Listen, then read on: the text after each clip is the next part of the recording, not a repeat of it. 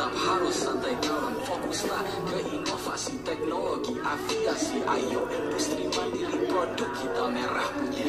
Makin tinggi ilmu, makin besar rasa toleransinya. Lebih jauh melihat Indonesia ke depan dalam hatinya. Padamkan apinya, jangan kayak kebakaran jenggot. Sepantasnya lebih besar toleransinya, kalian bertiga gitu aja kok repot.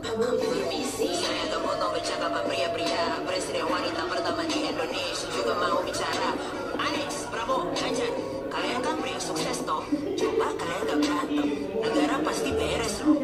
Pemilu ini jangan diisi dengan kebencian, isi dengan yang positif, bikin lagu atau lukisan. Di kesempatan ini saya mau titip pesan, baliho di jalanan tolong jangan kebanyakan. Saya tidak sabar melihat siapa penerus saya, siapapun